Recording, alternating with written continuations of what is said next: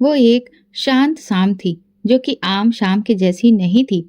हमारे घर के आंगन में सफेद चादर बिछी हुई थी और कोने में रखा गुलाबी रंग का सोफा दोबारा नया सा कर दिया गया था। मैंने खुद अपने हाथों से पूरे आंगन में झाड़ू लगाई थी और मैं हैरान थी कि आज ऐसा क्या खास है। आरती, इधर आ। माँ की तेज आवाज आई, जो मुझे हमेशा डरा देती थी। जी माँ। मैं जल्दी से भागकर उनके पास पहुंची। जाकर अपने बाल ठीक कर ले और अच्छे कपड़े पहन ले। आज मेहमान आ रहे हैं, एक अच्छी लड़की की तरह नजर आना चाहिए। मैंने हिम्मत करके पूछा, माँ कौन आ रहा है? उन्होंने मुझे घूर कर देखा। ज्यादा बातें मत कर, जितना कहा है वो कर। मैं चुपचाप अपने कमरे की ओर चली गई। दिल में उलझन थी, कुछ तो खास था जो मुझसे छुपाया जा रहा था। शाम ढलने लगी थी। सूरज की आखिरी किरण दीवार पर सुनहरी छाप छोड़ रही थी। जब दरवाजे पर दस्तक हुई, मैंने पर्दे के पीछे से झांक कर देखा। एक ठीक ठाक उम्र का आदमी दरवाजे पर खड़ा था। वो अजनबी था, लेकिन उसके साथ एक गंभीर दुबली पतली सी लड़की भी खड़ी थी। उसने अपने सिर पर पल्लू ले रखा था, नजरें झुकी हुई थीं, चेहरा ऐसे जैसे कि पानी पर पड़ी चांदनी, बहुत खूबसूरत। फिर माँ ने जाकर दरवाजा खोला और उन्हें अंदर ले आई। ये सीमा है, उन्होंने मुझे बताया और उसे अंदर लाकर चली गई। मैं वही जमी रह गई। सीमा, ये कौन है और इतनी छोटी उम्र की लड़की यहाँ क्या कर रही है? कुछ देर बाद माँ ने मुझे बुलाया। आरती, जाकर सीमा को कमरा दिखा दो। अब यही तेरी भाभी है। भाभी? ये सुनते ही मेरे कदम वहीं जम गए। मगर कब और कैसे? मुझे तो कुछ पता ही नहीं चला। माँ ने मेरे 50 साल के भाई की शादी रहस्यमय तरीके से एक अनाथ लड़की से कर दी थी, जिसे वो एक नेक काम समझ रही थी। जब मैं सीमा के कमरे में गई, वो पलंग के किनारे बैठी थी, साड़ी का पल्लू सिर पर और नजरें जमीन में गड़ी हुई थी। उसकी उंगलियां लगातार आपस में उलझ रही थी। नमस्ते, मैंने धीरे से कहा। वो चौकी पर बैठे बैठे बोली, नमस्ते, मेरा नाम आरती है और तुम मेरी भाभी हो गई हो। वो बस सिर हिलाकर रह गई। मैं थोड़ा उसके पास बैठ गई। अजीब सा एहसास था, जैसे वो सब कुछ छोड़ आई हो और अब भी यकीन नहीं कर पा रही कि यही उसकी मंजिल है। कमरे में खामोशी थी कि अचानक दरवाजा जोर से खुला और माँ गुस्से में अंदर आई। आरती, तू यहाँ क्या कर रही है? भाभी के कमरे में जाने की इजाजत नहीं, चल निकल यहाँ से। मैं चौंक गई। माँ, मैं तो बस का मतलब पता है मुझे, निकल यहाँ से। मैं खामोशी से बाहर आ गई, मगर दरवाजा बंद होते ही अंदर से सिसकियों की आवाज आने लगी, धीरे धीरे मगर दिल को छू जाने वाली। सीमा रो रही थी। रात को जब सब सो गए, मैंने दबे कदमों से लिविंग रूम में जाकर देखा। मेरा भाई साहिल शादी की पहली रात अपनी पत्नी के कमरे में सोने की बजाय सोफे पर लेटा हुआ था। चेहरा गंभीर, शरीर सीधा और नजरें छत की तरफ थीं, जैसे वो सो नहीं रहा था, किसी गहरी सोच में डूबा हुआ था। सीमा के कमरे से अब भी सिसकियों की आवाजें आ रही थी। ये कोई आम रोना नहीं था, ये उस दर्द की आवाज थी जो तब निकलती है जब दिल अंदर से टूट जाता है। मैं भाई के पास गई। भाई, आप यहाँ क्यों? वो चौंक गए, फिर चेहरा छुपाकर बोले, आरती, तुम सोई नहीं अभी तक? नहीं भाई, मुझे नींद नहीं आ रही। आप भाभी के साथ क्यों नहीं हैं? वो तो रो रही है। मेरे शब्द सुनकर उनके चेहरे पर एक साया सा छा गया। कुछ बातें तुम नहीं समझोगी आरती, वक्त आने पर सब पता चल जाएगा। वो करवट बदल कर चुप हो गए। मैं सदमे में खड़ी थी, फिर अपने कमरे में लौट आई, लेकिन दिल में तूफान चल रहा था। सुबह की ठंडी हवा खिड़की के पर्दे हिला रही थी। पूजा के समय एक अजीब सी खामोशी और बोझ घर में महसूस हो रहा था। घड़ी में 7 बज रहे थे। नींद तो जैसे रात से ही रूठ गई थी, लेकिन शरीर में थकावट बाकी थी। दरवाजा खोलकर बाहर निकली तो किचन से बर्तनों की हल्की आवाज आ रही थी। मैं किचन के दरवाजे तक पहुंची और अंदर का दृश्य देखकर दिल थम गया। सीमा चुपचाप चूल्हे के सामने खड़ी नाश्ता बना रही थी। उसके चेहरे पर शादी वाली कोई रौनक नहीं थी, बल्कि आंखों के नीचे हल्की सूजन और दर्द झलक रहा था। मैं धीरे से आगे बढ़ी। भाभी, आप आराम कर लेती, मैं नाश्ता बना देती। उन्होंने मेरी तरफ देखा और धीरे से मुस्कुराकर कहा, नहीं आरती, सबको वक्त पर नाश्ता मिल जाना चाहिए। उनकी आवाज में नमी थी जो दर्द में होती है। ना कोई शिकायत, ना कोई गिला, बस खामोशी और जिम्मेदारी। तभी माँ किचन में आई, आंखों में गुस्सा और माथे पर बल। इतनी देर लगा दी, सब भूखे बैठे हैं और तू अब तक नाश्ता बना रही है? सीमा ने नजरें झुका ली। बस हो गया माँ, अभी लेकर आती हूँ, ज्यादा जुबान मत चलाया कर। मैंने पहले ही कहा है, वक्त पर सब कुछ हो जाना चाहिए। मैंने माँ की तरफ देखा। माँ, भाभी अकेली है, थोड़ा वक्त तो लगेगा ना। माँ ने मुझे तेज नजरों से घूरा। अब तू भी यहाँ सिखाने लगी है मुझे? चल हट यहाँ से। मैं चुप हो गई, मगर दिल अंदर से तड़प रहा था। भाई टेबल पर बैठे थे, उदास चेहरा, झुकी नजरें और खामोश जुबान। भाई, जो कभी माँ के हर फैसले पर बहस किया करते थे, आज एक हारे हुए इंसान की तरह बैठे थे। सीमा ने नाश्ता टेबल पर रखा, फिर चुपचाप एक और खड़ी हो गई।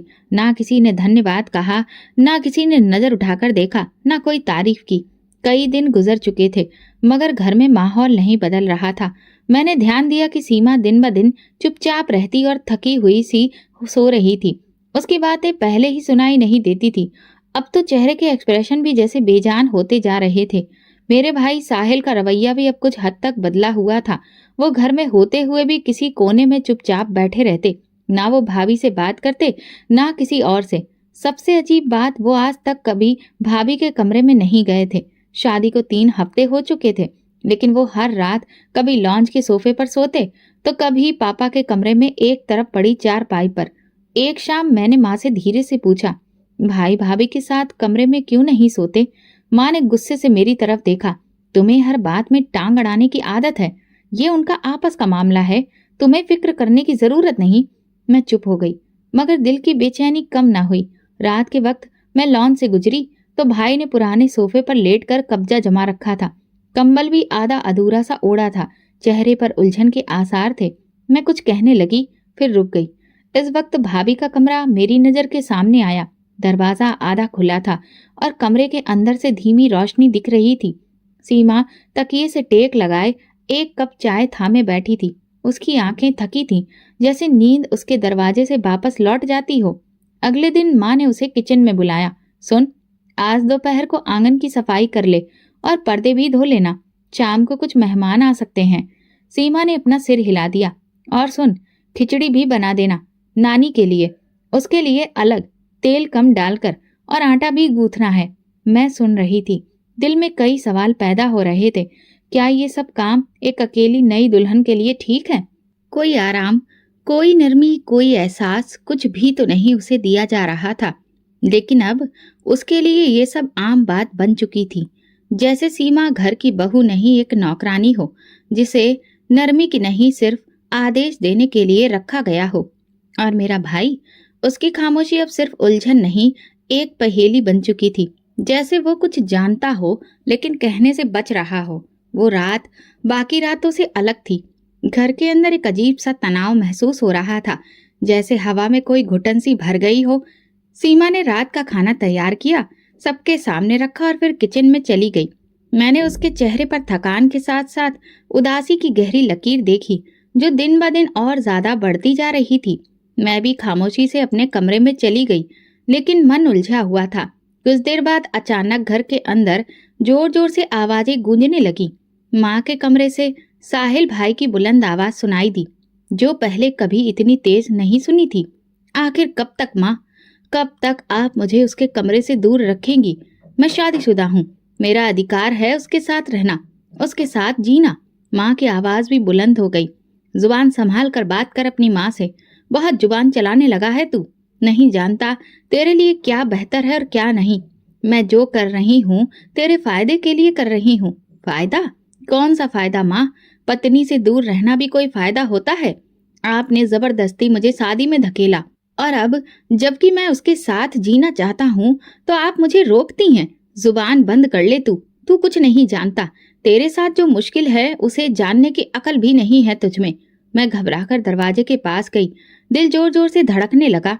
उनकी बातचीत एक ऐसी हकीकत की तरफ इशारा कर रही थी जिसका मुझे कभी अंदाजा भी नहीं था। भाई की आवाज गुस्से से भरी थी और माँ के लहजे में साफ तौर पर दबदबा था, जिससे हम सब बचपन से ही डरते आए थे। माँ, आप मेरी जिंदगी के फैसले कर रही हैं, लेकिन मेरी पत्नी की जिंदगी बर्बाद हो रही है। वो दिन रात काम करती है, एक शब्द नहीं बोलती, और आप उस पर हुक्म चलाती हैं जैसे कि वो नौकरानी हो। तो उसके लिए बोलेगा तू? मैंने एक अनाथ लड़की को इस घर में जगह दी और तू आज मेरे खिलाफ उसका साथ दे रहा है। जी, अगर इंसाफ का साथ देना बगावत है तो हाँ, हूं मैं बागी। मैं अंदर तक कांप गई। वो लम्हा था जब मेरे भाई की खामोशी पहली बार टूटी थी। वो अब भी लॉन्च के सोफे पर सोता था, लेकिन उस रात उसकी आवाज ने हमारे घर की दीवारों को हिलाकर रख दिया था। मैं दरवाजे से हटने ही वाली थी कि पीछे से एक जोरदार झटका महसूस हुआ। दरवाजा खुला और माँ मेरे सामने खड़ी थी। उनकी आंखों में तूफान था। वो पल भर के लिए कुछ नहीं बोली, सिर्फ मेरी आंखों में घूरती रही। तू हमारी बातें सुन रही थी? उनका लहजा जहरीला हो चुका था। मैं बस गुजर रही थी माँ, मैंने हकलाते हुए कहा, लेकिन मैं अपनी बात पूरी कह भी नहीं पाई थी कि उन्होंने उससे पहले ही एक जोरदार थप्पड़ मेरे गाल पर जड़ दिया। मेरी आंखों के आगे अंधेरा सा छा गया। दिल धक्क से रह गया और मैं एकदम पीछे हट गई। खबरदार जो दोबारा मेरे कमरे के आसपास भी भटकी। तेरी अकल अब तेरे काबू से बाहर होती जा रही है। अपने कमरे में जा और जो कुछ सुना है उसे अपने दिमाग से निकाल दे, वरना ये जुबान खींचकर बाहर निकाल दूंगी। मेरे होंठ सूख गए, आंखों में आंसू आ गए, मगर जुबान कड़क हो गई। दिल चाहा कि पूछूं, माँ आखिर क्या छुपा रही हो? क्यों इतनी सख्त हो गई हो? मगर मैं चुप रही। मैं खामोशी से अपने कमरे में आ गई। आईने के सामने खड़ी होकर गाल पर हाथ रखा। वो लाल हो चुका था, मगर दिल की चोट उससे कहीं ज्यादा गहरी थी। मेरे मन में सच्चाई की तलाश की आग भड़कने लगी थी। मैं बिस्तर पर लेटी थी, आंखों में नींद नहीं थी, सिर्फ सवाल थे। हर सवाल के पीछे माँ का चेहरा था, बिना किसी भाव का, और कुछ छुपता हुआ चेहरा। कुछ दिन खामोशी से गुजर गए, लेकिन घर का माहौल वैसे का वैसा ही रहा। माँ का रवैया अब और ज्यादा सख्त हो चुका था और भाई पूरी तरह से खामोशी में डूब गया था। लेकिन अब भाभी की हालत कमजोर होती जा रही थी। मैंने पहली बार उसकी रंगत पर गौर किया। वो चमकता चेहरा जो पहली मुलाकात में मासूम रोशनी से भरा था, अब पीला पड़ चुका था। एक दिन जब मैं किचन में दाखिल हुई, वो वहां खड़ी थी। गैस का चूल्हा ऑन था और वो हल्की सी खांसी के साथ बर्तन धो रही थी। उसके हाथ कांप रहे थे। भाभी आप ठीक हैं? मैंने फिक्र से पूछा। कुछ क्षणों के बाद उन्होंने मुस्कुराने की कोशिश की। हाँ, बस थोड़ी थकान है। आप डॉक्टर के पास चलिए, मैं ले चलती हूँ। नहीं आरती, सब काम पड़े रहेंगे, फिर ऐसे ही, और तुम्हारी माँ नाराज हो जाएगी। मैं ठीक हूँ। उसकी आवाज में कमजोरी साफ झलक रही थी, मगर वो हमेशा की तरह सब्र की मूरत बनी रही। उस रात जब सब सो गए, मैं अपने कमरे से निकली तो देखा लॉन्ज में कालीन पर बैठी वो करवटें बदल रही थी, आंखें बंद किए हुए थी। मैं तेजी से उसकी तरफ बढ़ी। भाभी क्या हुआ? बस सर में दर्द हो रहा है, शायद काम का बोझ ज्यादा है। ये ज्यादती नहीं, ये ज्यादती की सजा है जो तुम झेल रही हो। मेरे होठों से अचानक निकल गया। वो कुछ नहीं बोली, सिर्फ आंखें बंद रखी। मैंने उनका हाथ थामा। वो बर्फ की तरह ठंडा था। कल हम डॉक्टर के पास चलेंगे। अब तुम और बर्दाश्त नहीं करोगी भाभी। अगर माँ को पता चला तो क्या? अगर खामोशी से तुम्हारी बीमारी बढ़ती गई तो? तुम इंसान हो, कोई मशीन थोड़े ना हो जिसे बस काम पर लगा दिया जाए। उसकी आंखों से चुपचाप आंसू निकलकर गिरने लगे, मगर जुबान पर एक शब्द न आया। वो रात भी रोज की तरह खामोशी में डूबी थी, लेकिन हवा में अजीब सी बेचैनी थी। दिल जैसे किसी अनजाने खौफ से घबरा रहा था और नींद आंखों से कोसों दूर थी। कमरे की दीवारों पर साए नजर आते थे, जैसे कि कुछ कहना चाहते हो, मगर जुबान बंदी हो। घड़ी रात के 3 बजा चुकी थी जब हल्की सी आवाज आई। दरवाजे की कुंडी धीरे से खुली और मैं चौंक कर जाग गई। चुपके से दरवाजा खुला तो देखा साहिल भाई दबे कदमों से सीमा के कमरे की तरफ जा रहे थे। उनकी रफ्तार धीमी थी, लेकिन उनके कदमों में बेचैनी थी। पहली बार वो अपनी पत्नी के कमरे में दाखिल हो रहे थे। दिल में कई सवाल उठे, कई उम्मीदें और कई अंदेशे। फिर कमरा बंद हुआ और फिर घर में खामोशी छा गई। मैं वापस अपने बिस्तर पर आ गई, लेकिन दिल जैसे सख्त हो चुका था। मुझे नींद ना आई और ना ही सुकून मिल रहा था। बस आंखें छत पर जमी रहीं। सूरज की पहली किरण अभी पूरी तरह से निकली भी नहीं थी कि एक खौफनाक चीख ने हमारे पूरे घर को हिलाकर रख दिया था। साहिल उठो, साहिल! मैं हड़बड़ाकर उठ बैठी, दरवाजा खोलकर बाहर भागी और बाकी सब भी बाहर की तरफ दौड़ते हुए सीमा भाभी के कमरे की तरफ गए। उनके कमरे का दरवाजा खुला हुआ था और अंदर का मंजर देखकर तो मेरे दिल में जलजला सा आ गया था। साहिल भाई बिस्तर पर बेजान लेटे थे। उनकी आंखें बंद थीं, चेहरा पीला और लबों के किनारे से खून बह रहा था। एक खामोश मौत जिसके असर चेहरे पर जमे हुए थे। सीमा कोने में सिमटी बैठी थी, चेहरे पर हवाइयां थीं, आंखों में खौफ और शरीर कांप रहा था। माँ की चीख आसमान तक जा पहुंची। मेरे बेटे को खा गई तू।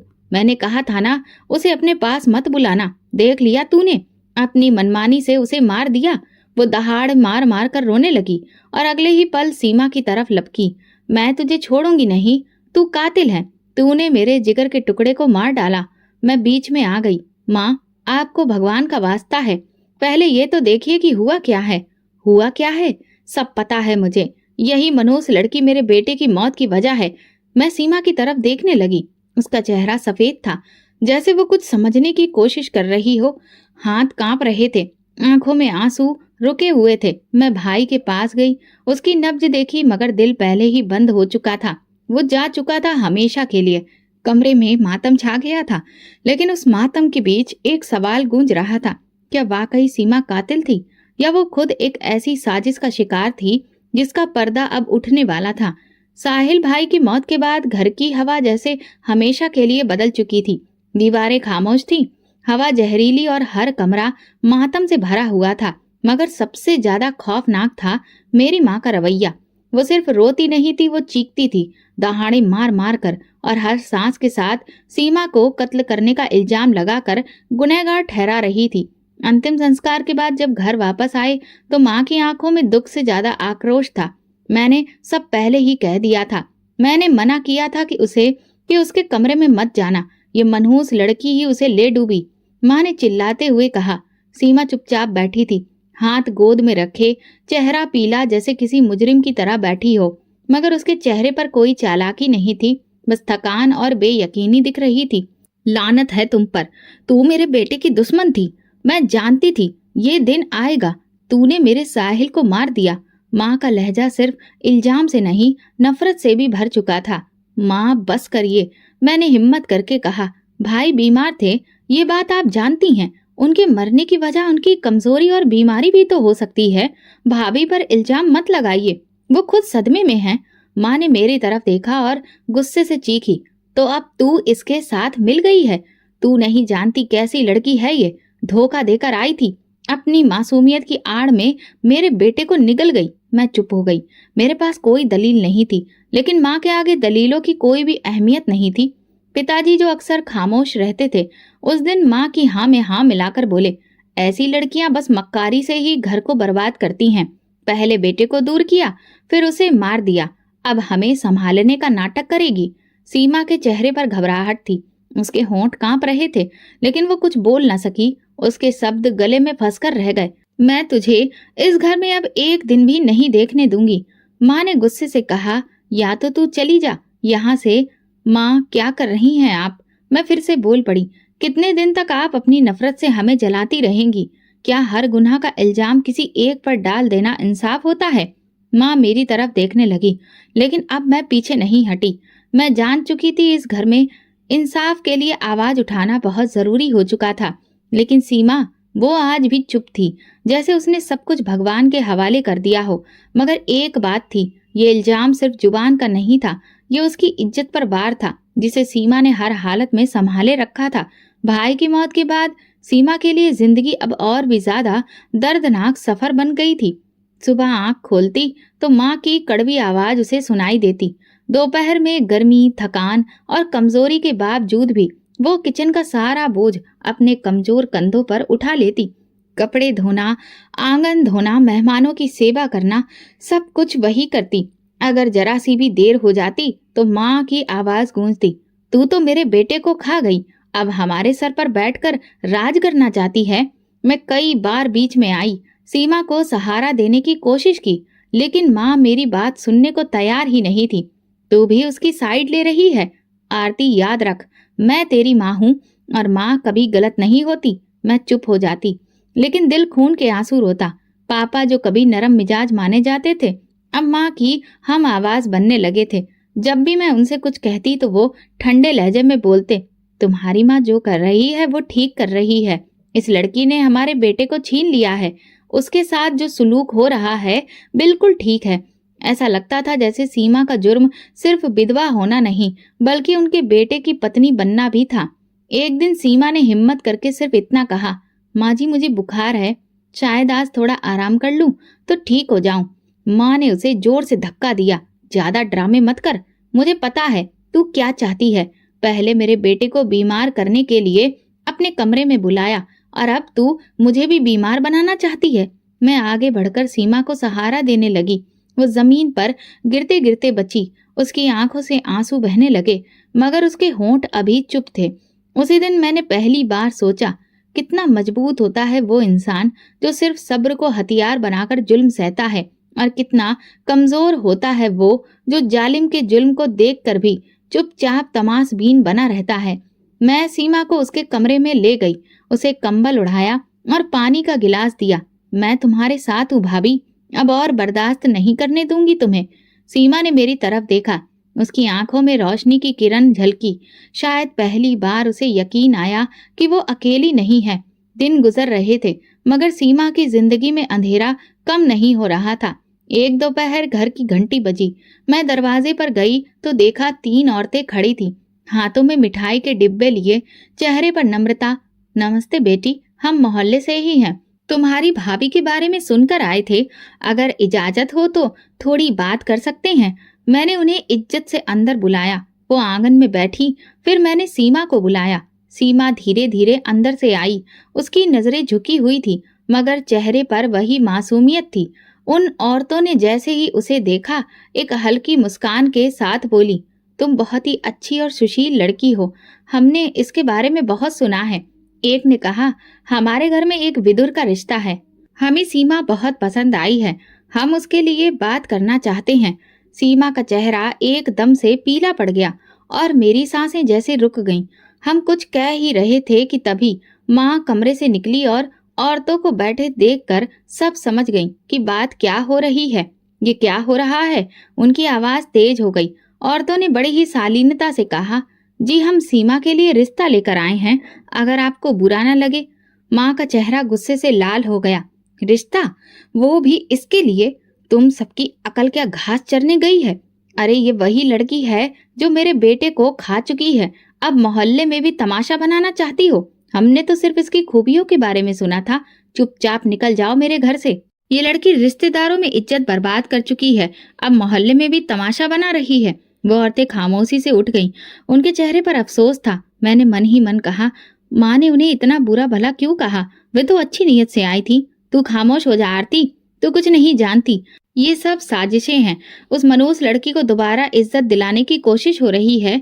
मैं सीमा की तरफ देखने लगी, जो दीवार से लगकर खड़ी थी। आंखों में नमी थी, मगर होंठ खामोश। मेरे दिल में गहरी चुभन उठी। मोहल्ले में कुछ दिन के बाद कानाफूसी शुरू हो गई। कोई चुपके से इस बात का जिक्र करता तो कोई कानों में खुसुर फुसुर करता। वो जो जवान विधवा है ना, उसके लिए 2 बार रिश्ता आया है। कुछ तो बात होगी उसमें।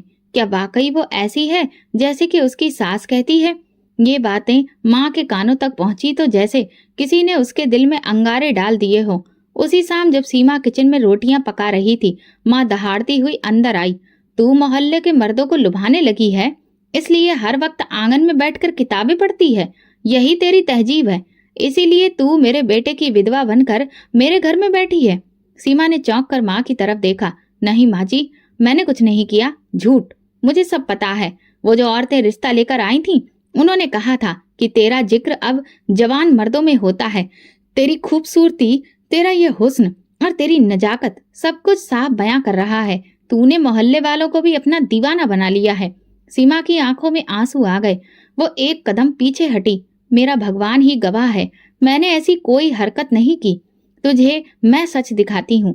माँ ने किचन के बर्तन उठाकर जमीन पर फेंक दिए और सीमा को जोर से धक्का दिया। तू मुझे बदनाम करेगी, मेरे घर को, मेरे बेटे को बदनाम करेगी, रुस्वा करेगी। मैं तुझे जिंदा नहीं छोड़ूंगी। मैं भागती हुई आई और माँ के हाथों को रोका। माँ बस करिए, आप क्या कर रही हैं? भाभी बेकसूर है, वो तो किसी से बात भी नहीं करती। उन्होंने क्या गलती की है? माँ ने मेरी तरफ देखा और एक जोरदार थप्पड़ मेरे गाल पर जड़ दिया। तू भी अब इसकी जुबान बोलने लगी है क्या? तुझे नहीं पता ये क्या चीज है? तू भी अगर इसके कदमों पर चलने लगी तो फिर मैं तुझे घर से निकाल दूंगी। सीमा जमीन पर गिर गई। उसने हाथों से चेहरा छुपा लिया, जैसे खुद को दुनिया की नजर से छुपाना चाहती हो। उसी रात जब सब सो गए, मैं सीमा के कमरे में गई। उसकी आंखें सूजी हुई थीं और चेहरे पर नीले निशान थे। मैं उसके पास बैठी और उसका हाथ थाम कर कहा, भाभी मैं जानती हूँ आप बेगुनाह हैं, और अब वक्त आ गया है कि ये सब खत्म हो। सीमा ने मेरी तरफ देखा खामोशी से। उसकी आंखों में एक थका हुआ हौसला था, जैसे कि उसने फैसला कर लिया हो कि अब या तो वो ये सब सहना बंद कर देगी या फिर पूरी तरह से खत्म हो जाएगी। अगली सुबह मैंने देखा कि सीमा आंगन में बैठकर सब्जी काट रही थी। उसके हाथ कांप रहे थे और माथे पर पसीना था। माँ रोज की तरह किचन में ऊंची आवाज में बोल रही थी, नाश्ता अब तक तैयार नहीं किया, क्या मर गई हो? मैं दौड़कर सीमा के पास गई। भाभी, आप आराम करें, मैं नाश्ता बना देती हूँ। वो बोलने ही वाली थी कि माँ वहां पहुंच गई। क्या अब ये नौकरी भी तू करेगी? बड़ी आई वकील बनने। मैंने पहली बार उनकी तरफ नजरें जमाकर कहा, जी हाँ करूंगी, क्योंकि अब ये जुल्म नहीं सहने दूंगी मैं उसे। सीमा इंसान है, कोई कैदी नहीं। माँ की आंखें फैल गईं। क्या कहा तूने? तू अब मुझसे जुबान लड़ाएगी? माँ, मैं बहुत बर्दाश्त कर चुकी हूँ। मैंने आपकी हर बात मान ली, लेकिन आज नहीं। आपको कोई अधिकार नहीं है कि आप सीमा पर इतना जुल्म करें। भाई की मौत का गम सबको है, लेकिन इसका इल्जाम किसी बेकसूर पर डाल देना ना इंसाफी है। बस कर, एक शब्द और निकला तो समझ ले। तो फिर क्या करेंगी माँ? मुझे भी मारेंगी? मुझे भी जालिम कहेंगी? माँ का हाथ उठा और एक जोरदार थप्पड़ मेरे गाल पर पड़ा। ये तेरी परवरिश है? तू मुझसे बहस करेगी? मेरा सिर झुक गया, लेकिन मेरी आंखों में आंसू नहीं आए। मैं जानती थी ये थप्पड़ सिर्फ मेरे जिस्म पर नहीं, मेरे हौसले पर था। लेकिन मैं अब कमजोर नहीं थी। माँ, यही मेरी परवरिश है कि सच के लिए आवाज उठाई जाए, चाहे वो अपनी माँ के खिलाफ ही क्यों ना हो। पापा जो पास में ही बैठे थे, वो भी ये सब देख रहे थे, मगर हमेशा की तरह वो खामोश रहे। उनकी खामोशियां मुझे काटने लगी थी। वो सिर्फ माँ के इशारों पर नाचने वाले बन चुके थे, या फिर उनकी आवाज भी अब दब चुकी थी। मैंने सीमा का हाथ पकड़कर उसे अंदर ले जाकर कमरे का दरवाजा बंद कर दिया। अब बहुत हो गया। अगर अब आप भी चुप रही तो ये सब कभी खत्म नहीं होगा। सीमा ने मेरी तरफ देखा। उसकी आंखों में नमी थी, लेकिन उसके होठों पर पहली बार एक छोटी सी मुस्कान थी। तुमने मेरी खातिर अपनी माँ के खिलाफ आवाज उठाई आरती। अब मैं चुप नहीं रहूंगी। उस पल मुझे लगा जैसे पहली बार सीमा ने खुद को कैद से आजाद महसूस किया हो, और मैंने पहली बार खुद को एक बगावत का हिस्सा बनते देखा हो। ये बगावत सिर्फ आवाज की नहीं थी, ये बगावत इज्जत, अधिकार और इंसानियत के लिए थी। फिर एक दिन वही मोहल्ले की इज्जतदार औरतें दोबारा आईं। उनके साथ एक और औरत भी थी जो काफी अच्छे घर की लग रही थी। मैंने उन्हें अंदर बिठाया और चाय पानी का इंतजाम करने लगी।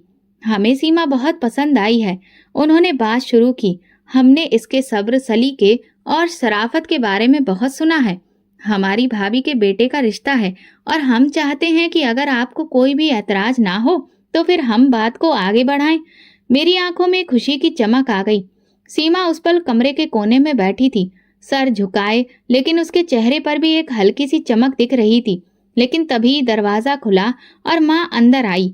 जैसे कि उन्होंने बात सुनी, उनकी आंखों में आग सी भर गई। बड़ी कोठी का रिश्ता, और वो भी इसके लिए? वो गुस्से से चिल्लाई।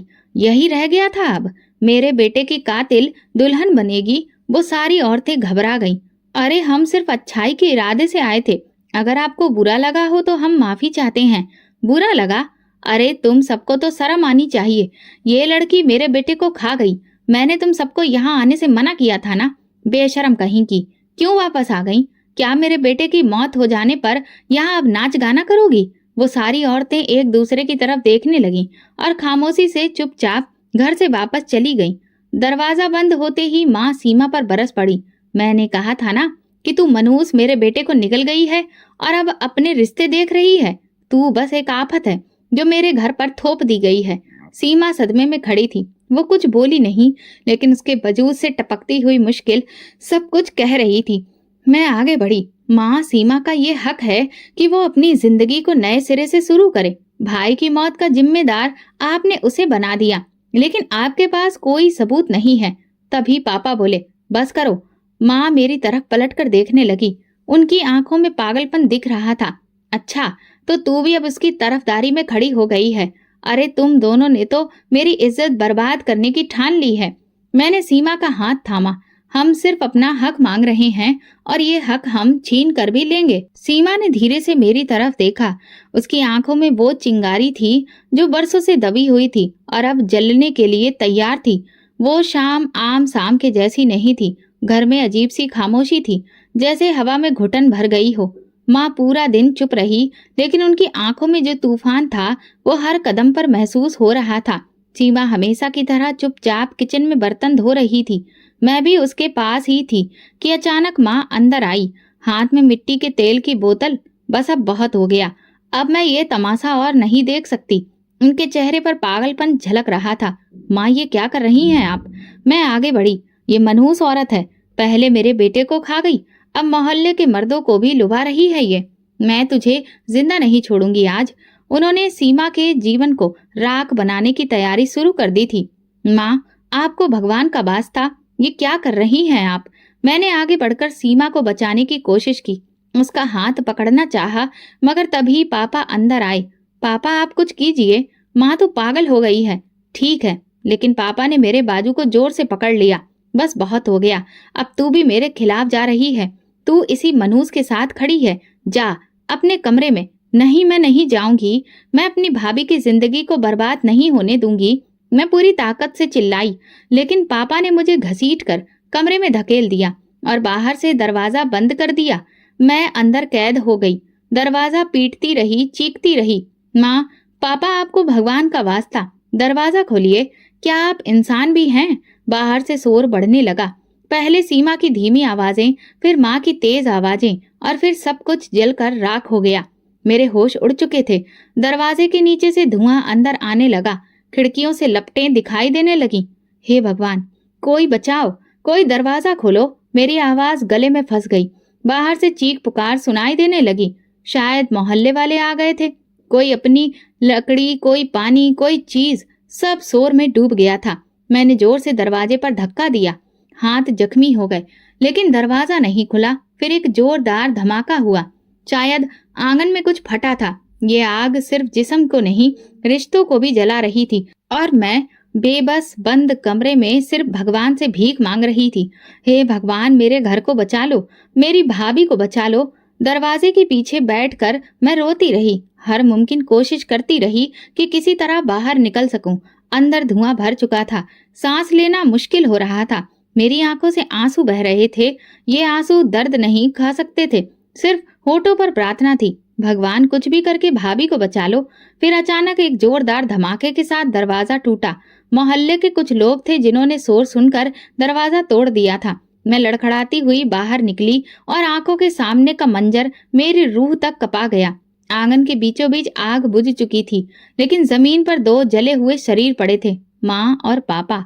मेरे कदम कांप गए, आंखें फैल गईं, दिल में अजीब सा सुकून और खौफ एक साथ उतर आया। आरती, एक हल्की सी धीमी सी आवाज मेरे कानों से टकराई। मैं तुरंत पलटी। सामने सीमा थी। वो लॉन्च के कोने में बैठी थी। उसकी साड़ी जो कंधे पर थी पूरी तरह काली पड़ चुकी थी, मगर उसका शरीर सलामत था। मैं दौड़कर उसके पास गई। भाभी, आप ठीक हैं? वो हल्का सा मुस्कुराई, आंखों से आंसू बह निकले। मैं जिंदा हूँ आरती। वो आग जो मेरे लिए लगाई गई थी वो उल्टी पड़ गई, मगर आप कैसे बच गई? कहाँ थी आप? सीमा ने अपनी नम आंखों से आसमान की तरफ देखा।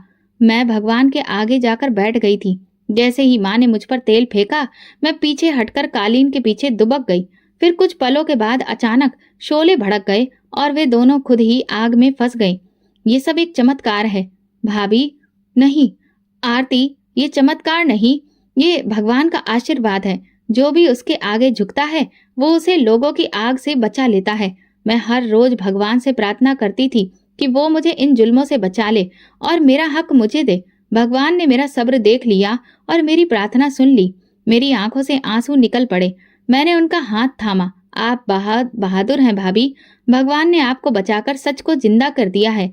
सीमा ने नजरें झुकाई और धीरे से कहा, इस जन्म का अंजाम यही होता है आरती। जलता है वही जो दूसरों को जलाने निकलता है, और बचता है वही जो रात की तन्हाई में भी भगवान के सामने रो लेता है। उसी दिन मैंने सीखा कि बेगुनाह की आंख से बहने वाला आंसू दुनिया की सबसे बड़ी आग को भी बुझा सकता है। रात गहरी हो चुकी थी, मगर नींद जैसे कोसों दूर थी। माँ और पिताजी का अंतिम संस्कार हो चुका था। अब घर में फिजा पूरी तरह से बदल गई थी। एक अजीब सा सुकून था, मगर साथ ही ढेर सारे सवाल। मैं सीमा के कमरे में गई। उसका चेहरा थकान से चूर था, मगर अब चेहरे पर सुकून भी था। मैं धीरे से उसके पास बैठ गई। भाभी, एक बात पूछूं? उसने मेरी तरफ देखा, मुस्कुराकर सर हिलाया। भाई, शादी के बाद कभी आपके कमरे में क्यों नहीं आए? वे हमसे दूर क्यों रहे? मेरा सवाल सुनते ही सीमा की मुस्कुराहट धीरे धीरे कम हो गई। उसकी आंखों में एक पुरानी तकलीफ जागी और चेहरे पर खामोशी लौट आई, जो मैंने पहली बार उसकी शादी की रात देखी थी। कुछ देर चुप रही, फिर गहरी सांस लेकर बोली, आरती, तुम्हारे भैया बीमार थे। एक ऐसी बीमारी ने उन्हें जकड़ रखा था जिसका अंजाम पहले ही तय था, मौत। वे शादी के काबिल ही नहीं थे। मेरे लब सिमट गए। क्या आपको सब पता था? शादी के कुछ दिन के बाद जब वे हर रात कमरे से बाहर सोते, जब मैंने माँ से बात की तो उलझे गए और दांत पीस कर बोले, तुम्हें क्या जरूरत है ये सब पूछने की? फिर एक रात मैंने उनके कमरे की दराज में कुछ कागजात देखे। वो रिपोर्ट थी, साहिल की मेडिकल रिपोर्ट। उन्हें कैंसर था, अंतिम स्टेज पर पहुंच चुका था। उन्हें बचाने की उम्मीद बाकी नहीं थी। मेरी आंखों में आंसू आ गए। माँ को सब पता था? हाँ, और उन्होंने इसके बावजूद भी मेरी शादी उनसे करवाई थी। एक अनाथ बेसहारा लड़की जो मुफ्त की नौकरानी बन जाती है। वो जानती थी कि साहिल ज्यादा दिनों का मेहमान नहीं है। उन्हें मेरे जैसी सवर वाली लड़की की जरूरत थी, जो उनके हर हुक्म को हुक्म समझे। ये सब तो धोखा था, आपके साथ भी और भाई के साथ भी। सीमा ने आसमान की तरफ देखा। माँ कहती थी कि ये सब तुम्हारे फायदे के लिए कर रही हूँ मैं, जबकि असलियत में वो सब कुछ अपने फायदे के लिए कर रही थी। साहिल बीमार था, कमजोर था, और उन्हें डर था कि अगर वो मेरे पास आएगा तो उसका अंत जल्दी ही हो जाएगा। लेकिन फिर भाई उस रात क्यों आए? क्योंकि उस रात साहिल ने पहली बार अपनी माँ की कैद को तोड़ने की हिम्मत की थी। उसे अंदाजा हो चुका था कि अब वक्त कम है। वो सिर्फ मेरे पास कुछ पल गुजारना चाहता था, लेकिन उसका शरीर उसका साथ नहीं दे सका। वो मर गया मेरे ही सामने, और फिर इसका इल्जाम भी मुझ पर लगा दिया गया। मैं पत्थर बन गई, आंखें नम, दिल बोझिल। सीमा ने मेरा हाथ थामा। मैंने कभी किसी से कोई शिकवा नहीं किया, आरती, क्योंकि मुझे यकीन था कि भगवान सब देख रहा है और वही इंसाफ करेगा वक्त पर। और आज वो वक्त आ चुका था।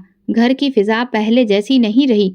खामोशी तो पहले भी थी, मगर अब खामोशी में सच्चाई भी शामिल हो चुकी थी। वो सच जो बरसों से छुपाया जा रहा था, जो जुल्म को अपनी तह में दबा रहा था, वो खुद को जाहिर कर चुका था। उस रात सीमा मेरे साथ बैठकर ठंडी सांसें भर रही थी। मैंने उसके चेहरे पर सुकून देखा, जो सिर्फ सच्चाई बयान कर देने के बाद आता है। सीमा ने कहा, तुम्हारे भाई अपनी माँ की गिरफ्त में थे। वो उन्हें जैसा समझाती रही, वो वही समझते रहे। उन्हें लग रहा था कि उनकी माँ जो कह रही है सही कह रही है, कि मैं वाकई उनके काबिल नहीं। मैंने कहा, जब तुम्हें सब पता था तो तुमने माँ से कुछ क्यों नहीं कहा? वो कहने लगी, क्योंकि मैं तो अनाथ थी, मेरे पास तो कुछ भी नहीं था। मैं इज्जत की तलाश में यहाँ आई थी, लेकिन यहाँ तो मैं गुलामी में जकड़ दी गई थी। मैंने उनका हाथ थामा। आप सिर्फ मेरे भाई की पत्नी नहीं थी भाभी, आप एक कुर्बानी थी, एक ऐसा वजूद जिस पर जुल्म करके मेरी माँ ने खुद अपने नसीब में आग बरसाई थी। सीमा ने आसमान की तरफ देखा। मैंने सोचा था वो एक अनाथ लड़की को कैद करेंगे, मगर भगवान ने उस कैद को खत्म कर दिया। उसी लम्हे मुझे यकीन हो गया कि जुल्म की सबसे बड़ी साजिश भी भगवान के हिसाब से नहीं बच सकती। कई दिन गुजर चुके थे मेरे माँ बाप के जाने के बाद। अब घर में एक अजीब सा सुकून था, लेकिन उस सुकून में ना कोई खौफ था ना घुटन। उसमें सच की रोशनी थी और एक नया हौसला भी। एक शाम घर की सफाई करते हुए माँ की पुरानी अलमारी के दराज को जब मैंने देखा, जहाँ कभी कुछ देखा था, दिल में ख्याल आया कि शायद वही रिपोर्ट आज भी वहीं पर हो, जो सीमा की कही हुई बातों को सच साबित कर सके। मैंने दराज खोला। उसमें पुराने कपड़े जमा थे, जिनके नीचे कुछ तस्वीरें भी दबी हुई थी। कुछ पीले पड़ चुके कागज भी नजर आए। मैं धड़कते दिल के साथ फाइल खोलने लगी।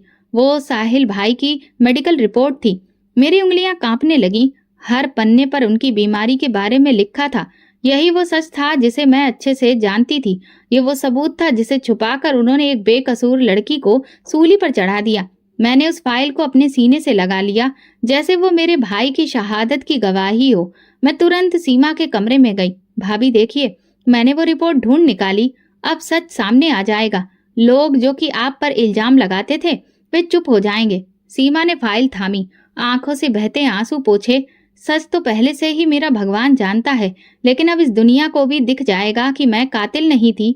हाँ, मैं भी किसी की बेटी थी, किसी का मान थी। मैंने भाभी को सीने से लगा लिया। भाभी, अब आपका सर हमेशा ऊंचा रहेगा। आपका सब्र, आपकी खामोशी, सब कुछ जीत गया। हम दोनों की आंखों से आंसू बह रहे थे, लेकिन ये आंसू दुख के नहीं थे।